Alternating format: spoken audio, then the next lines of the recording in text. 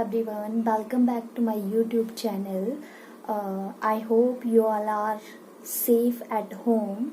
So friends, आज मैं एक नए टॉपिक के साथ आपके सामने आई हूँ और आज मैं आपको गवर्नमेंट ने जो भी अभी पीछे घोषणा की थी आत्मनिर्भर भारत अभियान के बारे में अपने व्यूज़ आपके साथ शेयर करने जा रही हूँ कि इस स्कीम के अंडर गवर्नमेंट ने लोगों को क्या क्या फैसिलिटीज़ दी हैं। आत्मनिर्भर जो भारत अभियान चलाया है इसका मीनिंग क्या है, तो ये सब चीज़ें हम डिस्कस करेंगे और एंड में मैं आपको ये भी बताऊंगी कि कुछ लोगों के लिए तो गवर्नमेंट ने ये सब क्या क्या फैसिलिटीज़ दे दी, काफ़ी अच्छी फैसिलिटीज़ दी, पर कुछ लोग ऐसे हैं जिन्हें इसका कोई भी लाभ नहीं मिला। तो ये सब चीज़ें मैं आपको ये चीज़ जिनको लाभ नहीं मिला ये चीज़ मैं आपको एंड में बताऊंगी। तो फ्रेंड्स आइए शुरू करते हैं। सबसे पहले है कि ये आत्मनिर्भर भारत अभियान का मीनिंग है क्या, ये एक्चुअल में है क्या। तो फ्रेंड्स ये आत्मनिर्भर होने का मतलब यहाँ पर ये नहीं कि लाइक मैं 10,000 एंड 15,000 रुपीज़ कमा रही हूँ तो आई एम सेल्फ डिपेंडेंट। यहाँ पर यह मतलब नहीं लिया जा रहा है। यहाँ पर आत्मनिर्भरता का मतलब है कि स्वदेशी चीज़ों को अपनाएं, विदेशी चीज़ों का बहिष्कार करें, मीन्स उनको त्यागें। हम लाइक जैसे फ़ोन्स हैं हमारे पास, वो मेड इन चाइना लिखा होता है या कुछ अदर प्रोडक्ट्स हम यूज़ करते हैं जो चाइना की बनी हैं या अदर कंट्रीज़ की बनी हैं, तो उन चीज़ों का बहिष्कार करें और देश में बनी चीज़ों को अपनाएं। तो यही मेन जो एम है आत्मनिर्भर भारत अभियान का, हर कोई व्यक्ति अपनी काबिलियत दिखाए, इसी के लिए गवर्नमेंट ने ये अभियान शुरू किया है। तो मैं आपको बता दूं कि जो आत्मनिर्भर भारत अभियान है इससे पहले भी ऐसे अभियान इंडिया में आ चुके हैं। 1905 की बात बताऊं तो उस टाइम स्वदेशी आंदोलन चला था जिसका मेन एम यही था कि विदेशी वस्तुओं का बहिष्कार करें। 1964 की बात बताऊं तो 1969 की बात बताऊं, 1969 टू 74 जब इंदिरा गांधी ने ये इम्प्लीमेंट किया था, फोर्थ जो हमारा 5 ईयर प्लान था उसका भी जो मेन एम था वो यही था, अपनी स्वदेशी चीज़ों को अपनाना। सो फ्रेंड्स ये जो है स्वदेशी आत्मनिर्भर भारत अभियान, इसके अंडर हमें जो भी गाइडलाइन दी गई हैं उनको हमें फॉलो करना चाहिए। हमें जो भी हमारे देश में बनी हुई चीज़ें हैं उनको अपनाना चाहिए और विदेशी चीज़ों पर आत्मनिर्भरता हमें कम करनी चाहिए। तो इसमें क्या है कि जैसे कि मोदी जी ने पहली बात कही है कि हमें स्वदेशी अपनाएं, अदर कंट्रीज की चीज़ों का यूज़ करना बंद करें। मेनली मोदी जी ने इसमें 5 पिलर्स ऑफ आत्मनिर्भरता की बात की है, जिसमें फर्स्ट पिलर है इकोनॉमी, मींस कि हमें अपने देश को इकोनॉमिकली डेवलप करना है। इकोनॉमिकली अर्थव्यवस्था जिसे हम कहते हैं, हमें अपनी अर्थव्यवस्था को स्ट्रॉन्ग करना होगा।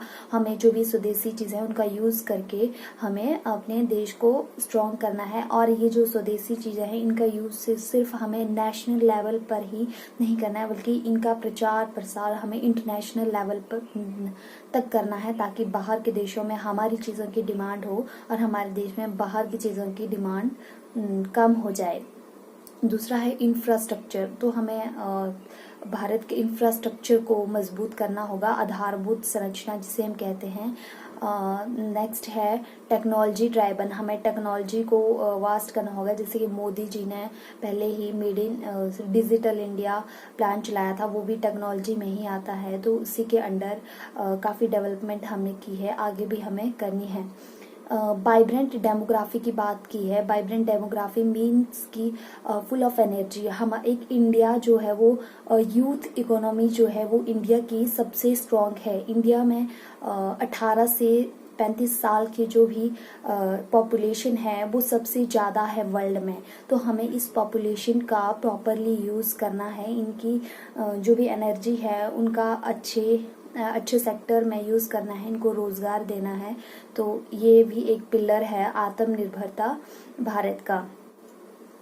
मेरा नेक्स्ट पॉइंट है, it is time to become vocal for our local products. इसका मतलब ये है कि जैसे कि आजकल कोविड-19 कोरोना वायरस जो चल रहा है, तो हमें जो भी हमारे मोहल्ले की शॉप्स हैं या लोकेलिटी में जो भी शॉप्स हैं वही हमारी नीड्स को पूरी कर रही हैं।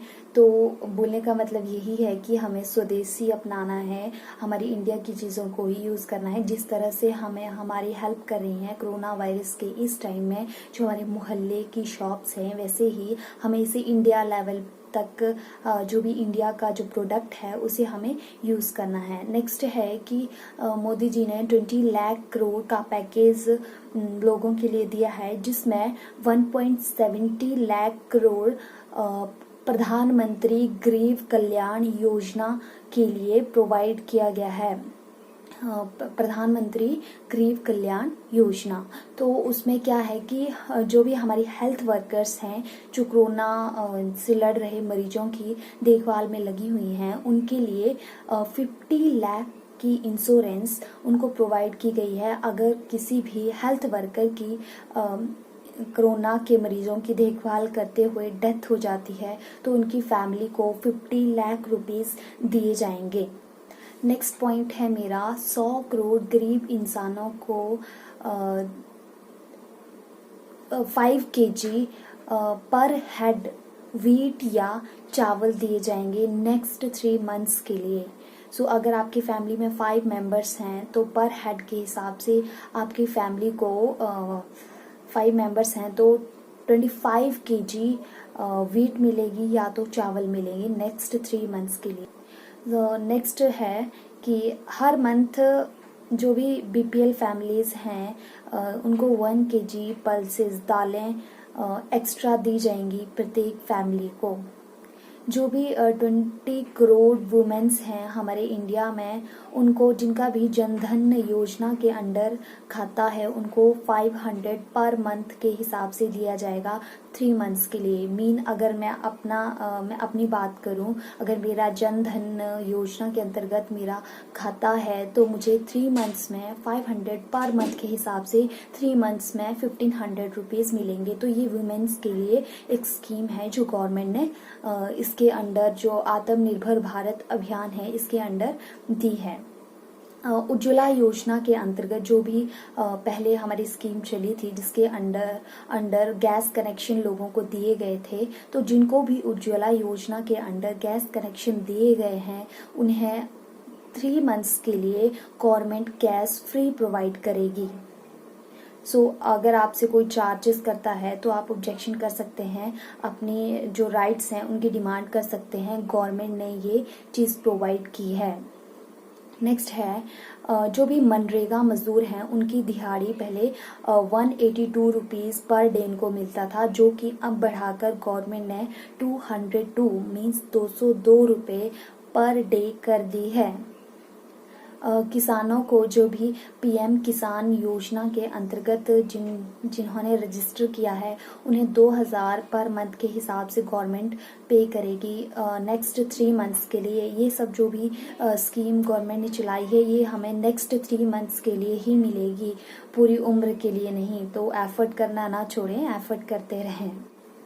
नेक्स्ट पॉइंट है जो भी महिला स्वयं सहायता समूह के लिए लोन था वो 10 लाख रुपए था। पहले जो भी महिला स्वयं सहायता समूह थे वो 10 लाख रुपए लोन ले सकते थे, जो कि अब बढ़ाकर 20 लाख रुपए कर दिया है। जो भी वुमेन्स समूह जो भी हैं जो इकोनॉमिक एक्टिविटीज़ में पार्टिसिपेट करते हैं वो अब 20 लाख रुपए लोन ले सकती हैं।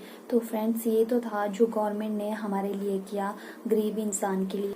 अब अगर प्राइवेट सेक्टर की मैं बात करूं तो प्राइवेट सेक्टर में काम कर रहे जो भी लोग हैं वो बेरोजगार हो चुके हैं। Private sector like travelling, holidays, hotels, cinema, malls, ये इन सारी जो भी प्राइवेट सेक्टर है इसमें काम कर रहे लोग उनको 3 मंथ से कोई रोजगार नहीं मिला है ना।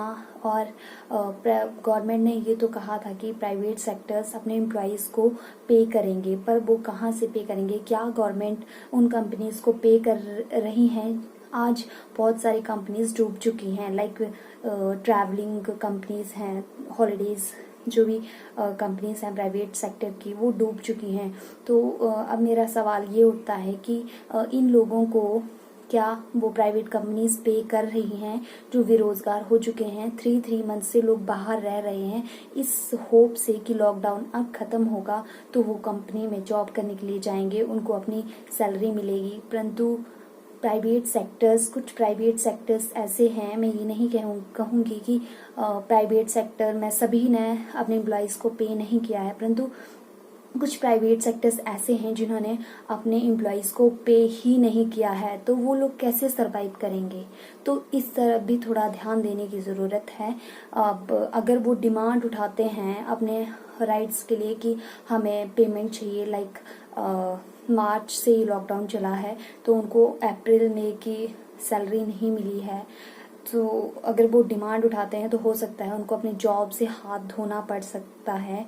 तो उनके लिए गवर्नमेंट को कुछ करना चाहिए ताकि उनकी बेरोज़गारी दूर की जा सके। अब प्राइवेट सेक्टर की मैं बात करूं तो कुछ जो भी एम्प्लॉयज़ हैं वो ऐसे भी हैं जिन्होंने लोन ले रखा है। हाँ, मानती हूं कि गवर्नमेंट ने 3 मंथ्स के लिए लोन देने के लिए आरबीआई ने मना कर दिया है कि 3 मंथ्स के बाद वो पे कर सकते हैं, पर जब वो बेरोज़गार हो चुके हैं उनको कंपनीज भी पे नहीं कर रही हैं, तो 3 मंथ्स के बाद उनको कहाँ पर जॉब मिलेगी? जॉब के लिए उनको एफर्ट करने पड़ेंगे। अब जो ट्रैवलिंग कंपनीज हैं वो डूब चुकी हैं, जो भी ट्रैवलिंग में काम करता है वो उसको कहाँ जॉब मिलेगी, किस सेक्टर में जॉब मिलेगी? जॉब मिलने में टाइम लगेगा, मिलेगी जॉब, जिसमें टैलेंट है जॉब तो मिलेगी, बट जॉब लगने में टाइम लगेगा। और 3 मंथ्स के बाद उसको जो भी उसने लोन ले रखे हैं उसके टैक्सेस उसको कंटिन्यू लग रहे हैं 3 मंथ्स के, उसको वो पे करने होंगे, वो कहाँ से पे करेगा? तो आई थिंक इस बारे में सोचने की ज़रूरत है। तो अगर ये मेरी वीडियो गवर्नमेंट तक या कहीं तक पहुंचती है तो प्लीज़ इस ओर ध्यान दें।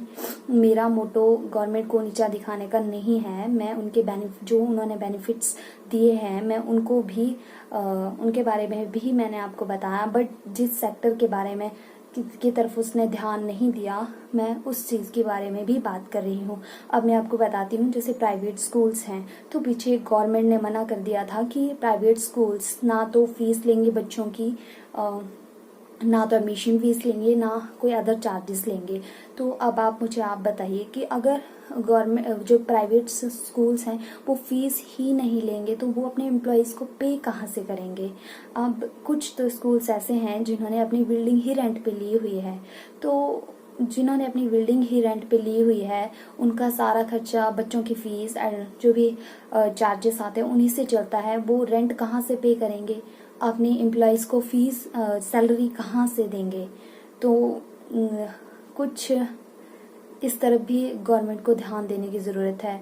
अब तो आई थिंक गवर्नमेंट ने अलाउ कर दिया है कि फीस दे सकते हैं, परंतु जो भी 2 मंथ से किसी स्कूल की एम्प्लॉयज़ को सैलरी नहीं मिली है उसका क्या है? क्या गवर्नमेंट, अगर गवर्नमेंट ने ये कहा कि एडमिशन फीस नहीं लेनी है या कुछ भी ये चीज़ें नहीं लेनी है, तो क्या तो गवर्नमेंट का फ़र्ज़ बनता था कि वो प्राइवेट सेक्टर के जो भी एटलीस्ट जो एम्प्लॉयज़ हैं उनको पे करती, ताकि वो भी अच्छे से सरवाइव कर पाते और अपना जीवन अच्छे से गुजार पाते। तो उनके लिए, प्राइवेट सेक्टर वालों के लिए थोड़ा सा इस कोरोना वायरस के दौर में जीवन सरवाइव करना मुश्किल हो गया है। तो आई थिंक इस तरफ ध्यान देने की ज़रूरत है। तो प्लीज़ अगर आपको ये वीडियो पसंद आई हो तो इसको लाइक करें, शेयर करें और कमेंट ज़रूर करें कि आपको कैसी लगी है, ताकि मैं आगे कुछ सुधार कर सकूं। और इस वीडियो को शेयर ज़रूर कीजिएगा क्योंकि ये पहुंचनी चाहिए जहां पर इसकी ज़रूरत है। Thank you.